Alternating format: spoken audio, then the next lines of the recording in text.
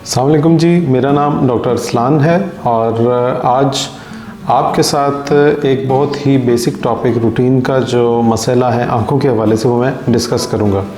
ये सफ़ेद मोतिया है और सफ़ेद मोतिये की जो प्रेवलेंस है या इसकी जो रेशो है आम पॉपुलेशन के अंदर वो बहुत तेज़ी से बढ़ रही है। बुनियादी तौर के ऊपर पहले ये एक बड़ी उम्र की बीमारी था, लेकिन अब ये जो यंग एज है उसको भी असरअंदाज कर रहा है और अक्सर हमारे पास पेशेंट यंग एज के अंदर भी कम नज़र के साथ आते हैं, लेकिन जब हम उनकी आंखों का मुआयना करते हैं तो उनकी आंखों में सफ़ेद मोतिया पाया जाता है जो कि नज़र की कमी का सबब बन रहा होता है।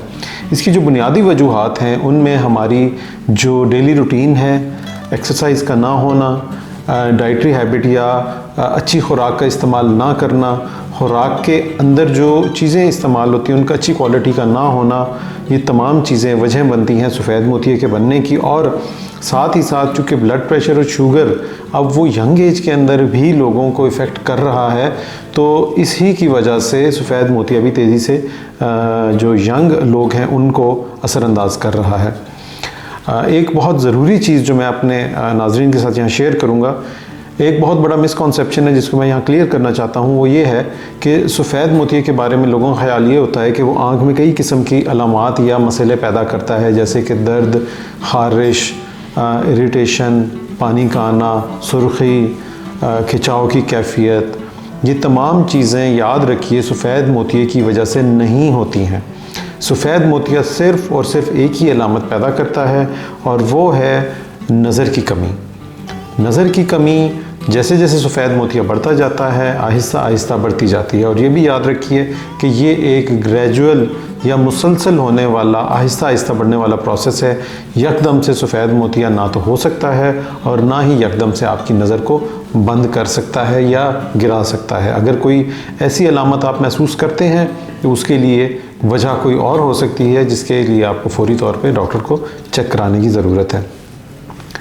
अगली जो बात है वो है इसके इलाज से मुताल्लिक।